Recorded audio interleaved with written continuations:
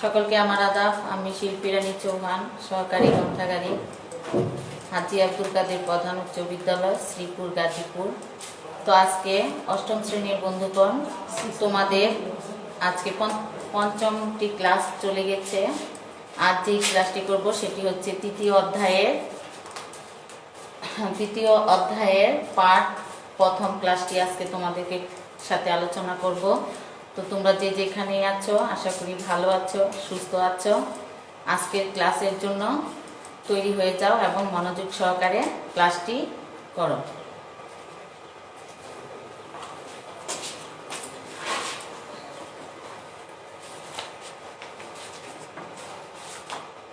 অষ্টম শ্রেণীর বন্ধুগণ, আজকের ক্লাসে সকলকে স্বাগতম। পরিচিতি। আমি শিল্পী রানী চৌহান, সহকারী গ্রন্থাগারিক, হাজী আব্দুল কাদের প্রধান উচ্চ বিদ্যালয়, শ্রীপুর, গাজীপুর। অষ্টম শ্রেণী, বাংলাদেশ ও বিশ্ব পরিচয়, তৃতীয় অধ্যায় সাংস্কৃতিক পরিবর্তন ও এর সাথে উন্নয়নের ধারণা। তো আসো আজকে আমরা ক্লাসটা শুরু করি।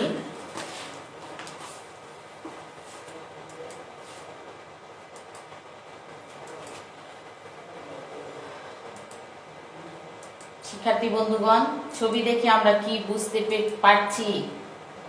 আমরা ছবি দেখছি, দুইটি ছবি দেখে আমরা কি বুঝতে পারছি একটু খেয়াল করো সবাই। পোশাকের পরিবর্তন দেখা যাচ্ছে।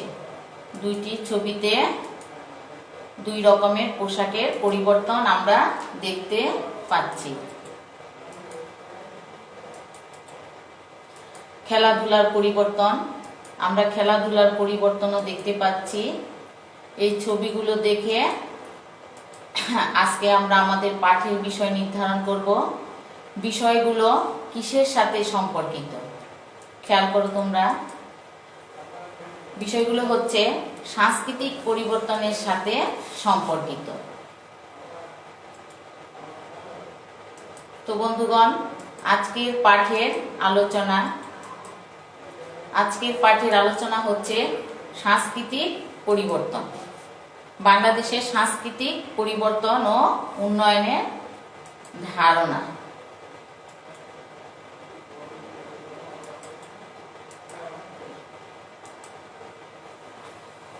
শিক্ষণ ফল। পাঠ শেষে শিক্ষার্থীরা যা জানতে পারবে: সাংস্কৃতিক পরিবর্তন কাকে বলতে পারবে, সাংস্কৃতিক পরিবর্তন ও উন্নয়নের বৈশিষ্ট্য ব্যাখ্যা করতে পারবে, সাংস্কৃতিক পরিবর্তন উন্নয়নের বিভিন্ন দিক বিশ্লেষণ করতে পারবে।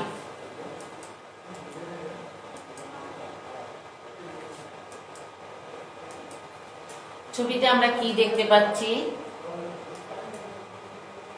বাঙালির মাটির ঘর। দ্বিতীয় ছবিতে দেখতে পাচ্ছি উপজাতিদের মাচাং।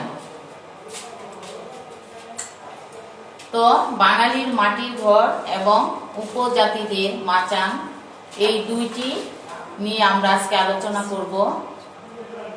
মনোযোগ দাও সবাই। মানুষ সমাজে বসবাস করতে যে তার সৃষ্টিশীল কাজের সাথে যে সম্পর্ক তৈরি করে তাকে সংস্কৃতি বলে। অঞ্চল ভেদে এর পার্থক্য থাকলেও প্রত্যেকটি মানুষের ও সমাজের রয়েছে নিজস্ব সংস্কৃতি।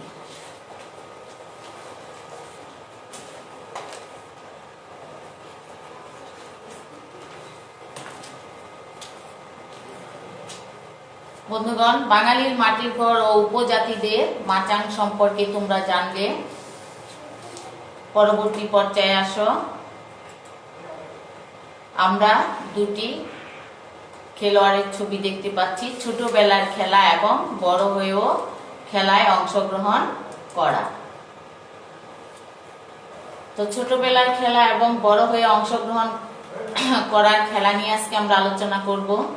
যুগের সাথে তাল মিলিয়ে নিজেদের প্রয়োজনে এই সংস্কৃতির পরিবর্তন এনেছে। প্রজন্ম থেকে প্রজন্মে এই সংস্কৃতি হয়েছে হস্তান্তর। উন্নয়নে পরিপূর্ণ এই সংস্কৃতি সামাজিক পরিবর্তনের সাথে সম্পর্ক রেখে সামাজিক পরিবর্তনে অবদান রেখেছে। বন্ধুগণ, আশা করি বুঝতে পেরেছ। প্রয়োজনীয় সংজ্ঞাগুলো তোমরা লিখে নিতে পারো। পরবর্তী পর্যায়ে আসো, সাংস্কৃতিক পরিবর্তন। সাংস্কৃতিক পরিবর্তন নিয়ে এখন আমরা আলোচনা করব। খেয়াল করো, বস্তুগত সংস্কৃতির দ্রুত পরিবর্তন ও ইতিবাচক উন্নয়নের ফলে সমাজ ও সংস্কৃতির যে পরিবর্তন হয় তাই হলো সাংস্কৃতিক পরিবর্তন। শিক্ষার্থী বন্ধুগণ, সাংস্কৃতিক পরিবর্তনের সংজ্ঞাটা একটু মনোযোগ দাও, খেয়াল করো, লিখেও নিতে পারো তোমরা। বস্তুগত সংস্কৃতির দ্রুত পরিবর্তন ও ইতিবাচক উন্নয়নের ফলে সমাজ ও সংস্কৃতির যে পরিবর্তন হয় তাই হলো সাংস্কৃতিক পরিবর্তন। মানুষের সৃষ্টশীল সব কাজই তার সংস্কৃতি। মানুষ যেগুলো সৃষ্টি করে সবই হচ্ছে তার সংস্কৃতি। সংস্কৃতির ক্ষেত্রে কাঙ্ক্ষিত বা ইতিবাচক পরিবর্তনই হচ্ছে উন্নয়ন। মানুষের ব্যবহার্য ও ভোগের সামগ্রী এবং চিন্তা চেতনায় যখন কাঙ্ক্ষিত পরিবর্তন লক্ষ্য করা যায় তখন তাকে বলা হয় মানুষের সাংস্কৃতিক উন্নয়ন। তো সংস্কৃতি কাকে বলে, সংস্কৃতির পরিবর্তন এবং সাংস্কৃতিক উন্নয়ন সম্পর্কে আমরা জানলাম। বর্তমানে এই তথ্য প্রযুক্তির উন্নয়ন হওয়ায় গোটা বিশ্বে একটি বিশ্বগ্রামে রূপান্তরিত হয়েছে এবং এর ফলে সহজেই এক সংস্কৃতি অন্য সংস্কৃতির সংস্পর্শে চলে এসেছে। প্রযুক্তির এই পরিবর্তন সংস্কৃতির উন্নয়ন ঘটায়। আশা করি তোমরা বুঝতে পেরেছ। পরবর্তী পর্যায়ে আসো, একক কাজ। সাংস্কৃতিক পরিবর্তন কাকে বলে? এই কাজটি করবে তোমরা। সাংস্কৃতিক পরিবর্তন কাকে বলে?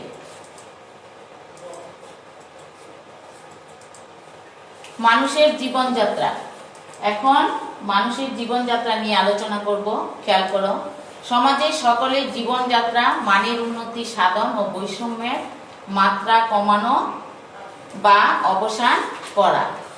জ্ঞান বিজ্ঞান ও প্রযুক্তিকে মানব কল্যাণে কাজে লাগানোই উন্নতি বা উন্নয়নের লক্ষ্য। মানুষের জীবনযাত্রার প্রণালী হচ্ছে সংস্কৃতি। সাংস্কৃতিক পরিবর্তন ও উন্নয়ন সমান হওয়ায় সাংস্কৃতিক পরিবর্তন ও উন্নয়ন একটি বৈশিষ্ট্য। আশা করি বুঝতে পেরেছ।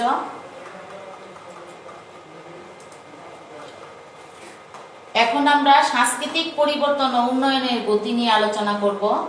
সাংস্কৃতিক পরিবর্তন ও উন্নয়নের গতি, খেয়াল করো, সাংস্কৃতিক পরিবর্তন ও উন্নয়নের গতি হচ্ছে বস্তুগত সংস্কৃতি যত দ্রুত গতিতে পরিবর্তন হয় অবস্তুগত সংস্কৃতি তত দ্রুত পরিবর্তন হয় না। তো বন্ধুগণ, বুঝতে পেরেছ কি বলা হয়েছে এখানে? বস্তুগত সংস্কৃতি যত দ্রুত গতিতে পরিবর্তন হয় অবস্তুগত সংস্কৃতি তত দ্রুত গতিতে পরিবর্তন হয় না। মনে রাখার চেষ্টা করবে। তাই এই অসমতা সমাজে সমস্যা তৈরি করে যা সমাজের উন্নয়নে বাধা হয়ে দাঁড়ায়। উন্নয়নের এই গতি ও ধীরগতির উপর নির্ভর করে সংস্কৃতির বিভিন্ন অংশের পরিবর্তনের মাত্রা হচ্ছে উন্নয়নের বৈশিষ্ট্য। আশা করি বুঝতে পেরেছ। পরবর্তী পর্যায়ে আসো,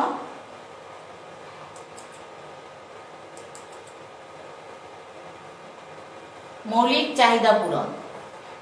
তো মৌলিক চাহিদা পূরণটা আলোচনা করি। খেয়াল করো, উন্নয়ন মানুষের মৌলিক চাহিদা পূরণের অগ্রাধিকার দেয়। উন্নয়ন হচ্ছে মানুষের মৌলিক চাহিদা পূরণের অগ্রাধিকার দেয়। মানুষের মৌলিক চাহিদা পূরণ হলে সমাজের অগ্রগতি ও উন্নয়ন ত্বরান্বিত হয়। সমাজের নানা ক্ষেত্রে এ পরিবর্তন হয়, তার মধ্যে দিয়ে সাংস্কৃতিক পরিবর্তন ঘটে। আশা করি বুঝতে পেরেছ সবাই। এবার আসো উন্নয়নের ইতিবাচক ও নেতিবাচক প্রভাব। এখন আমরা উন্নয়নের উন্নয়নের ইতিবাচক ও নেতিবাচক প্রভাব নিয়ে আলোচনা করব। খেয়াল করো, সাংস্কৃতিক পরিবর্তন ও উন্নয়নের একটি বৈশিষ্ট্য হচ্ছে পরিবর্তন সকল সময় সরল রেখার ক্রমশ ঊর্ধ্বগতিতে এগিয়ে যায় না। সাংস্কৃতিক পরিবর্তন ঊর্ধ্বগতি ও নিম্নগতি উভয়ই হয়ে থাকে। সাংস্কৃতিক উন্নয়ন শুধুমাত্র ঊর্ধ্বগতি বা ইতিবাচক পরিবর্তনকে বোঝায়। পরবর্তী পর্যায়ে আসো, সময়ের ব্যবধান। এখন আমরা যেটা শিখবো সেটা হচ্ছে সময়ের ব্যবধান। খেয়াল করো সবাই, সাংস্কৃতিক পরিবর্তন ও উন্নয়ন দুটোই সময়ের মাত্রার মধ্যে সংঘটিত হয়। পুরাতন ও নতুন পাথরের যুগ দুইটি সমসাময়িক কালের বলে ধরা হয়। পরিবর্তে এই পরিবর্তন ধারাবাহিকভাবে ঘটে থাকে। সেজন্য পুরাতন পাথর যুগের অনেক হাতিয়ার নতুন পাথরের যুগে উন্নতি ঘটেছে।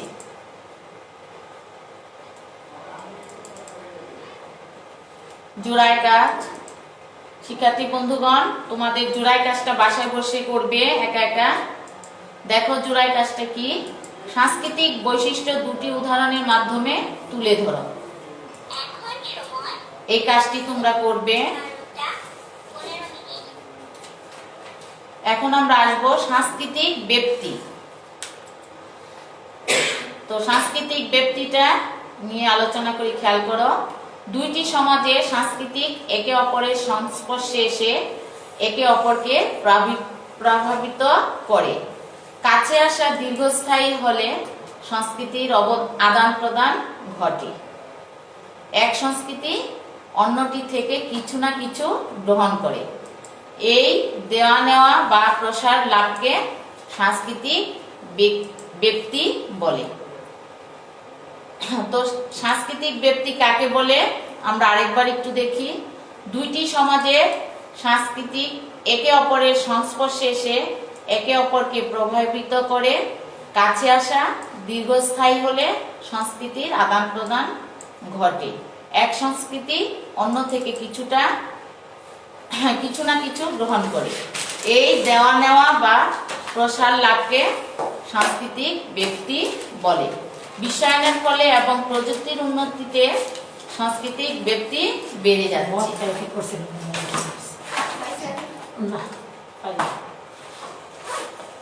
সমস্যা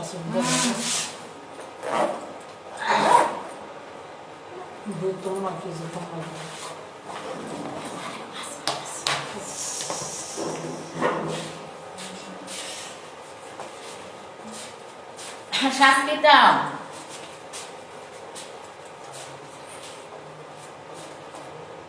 খেয়াল করে একটু। নিজ সংস্কৃতিকে অক্ষুণ্ণ রেখে অন্য সাংস্কৃতিক উপাদানকে নিজ সংস্কৃতির সাথে আত্মস্থ করার প্রক্রিয়াকে সংস্কৃতায়ন বলে। বিদেশি শাসক দ্বারা আমাদের দেশে বহুবার শাসিত হওয়ায় সংস্কৃতায়ন অনেক বেশি হয়েছে। এই জন্য ইংরেজি শব্দ আমাদের ভাষায় অনেক বেশি মিশে গেছে। আশা করি বুঝতে পেরেছ। তো পরবর্তী পর্যায়ে আসো।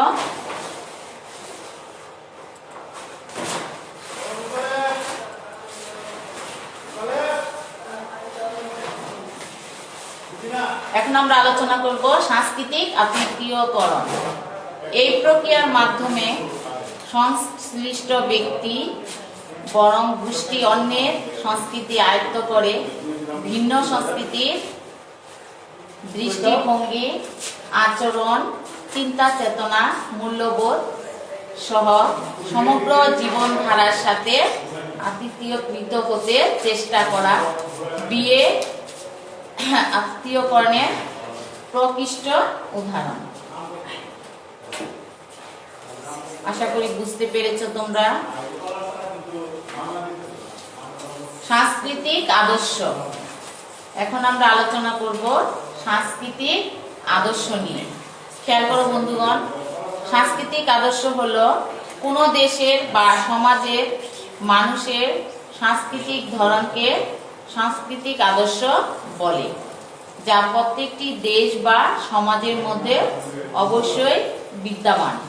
আচার আচরণ, খাদ্য, পোশাক, বিশ্বাস, ধর্মবিশ্বাস, লোককাহিনী, সঙ্গীত, লোককলা ইত্যাদি সমাজের সাংস্কৃতিক আদর্শের নির্ণায়ক, যা সমাজের বা রাষ্ট্রের মানুষের জীবন প্রণালী ফুটিয়ে তোলে। তো আশা করি সাংস্কৃতিক আদর্শ সম্পর্কে তোমরা জানতে পারলে। আবার আমি বলি, আরেকটু খেয়াল করো, কোন দেশের বা সমাজের মানুষের সাংস্কৃতিক ধরনকে সাংস্কৃতিক আদর্শ বলে, যা প্রত্যেকটি দেশ বা সমাজের মধ্যে অবশ্যই বিদ্যমান। আচার আচরণ, খাদ্য, পোশাক, বিশ্বাস, ধর্মবিশ্বাস, লোককাহিনী, সঙ্গীত, লোককলা ইত্যাদি সমাজের সাংস্কৃতিক আদর্শের নির্ণায়ক বা সমাজের বা রাষ্ট্রের মানুষের জীবন প্রণালী ফুটিয়ে তোলে। প্রযুক্তি ও সাংস্কৃতিক উন্নয়ন। এখন আলোচনা করব প্রযুক্তি ও সাংস্কৃতিক উন্নয়ন নিয়ে। তো শিক্ষার্থী বন্ধুগণ খেয়াল করো, প্রযুক্তি ও সাংস্কৃতিক উন্নয়ন।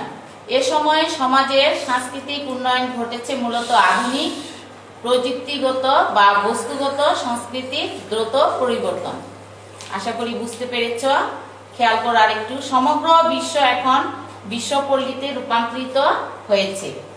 এখানে প্রতিটা সংস্কৃতি খুব কাছে অবস্থান করে। এভাবে সাংস্কৃতিক পরিবর্তন ও উন্নয়ন হচ্ছে। পরবর্তী পর্যায়ে আসি আমরা। দলের কাজ।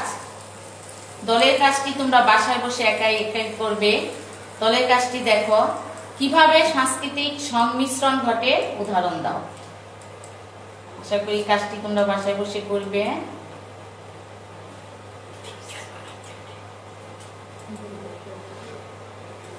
শিখন যাচাই।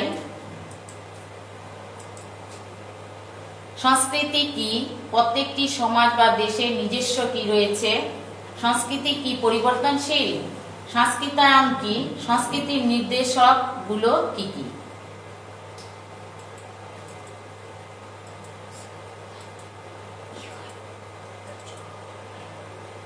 সাংস্কৃতিক আতিথেয়করণ কি? সংস্কৃতির ধর্ম কি? সাংস্কৃতিক আদর্শ কি? প্রযুক্তি কিভাবে সংস্কৃতিকে পরিবর্তন করেছে? গোটা বিশ্ব কিসে পরিণত হয়েছে? আশা করি যে ক্লাসটা করেছি সেই ক্লাসের ভিত্তিতে তোমরা শিখন যাচাইগুলো করতে পারবে। বাড়ির কাজ। তো প্রিয় শিক্ষার্থী বন্ধুগণ, বাড়ির কাজটা দেখো। বাড়ির কাজটা তোমরা বাড়িতে বসে করবে। বাড়ির কাজটি হচ্ছে, তথ্য প্রযুক্তির ব্যবহার করে তোমার ও তোমার পরিবারের মধ্যে কি কি সাংস্কৃতিক পরিবর্তন লক্ষ্য করছো তার একটি তালিকা তৈরি করো। এই কাজটি তোমরা বাড়িতে করবে।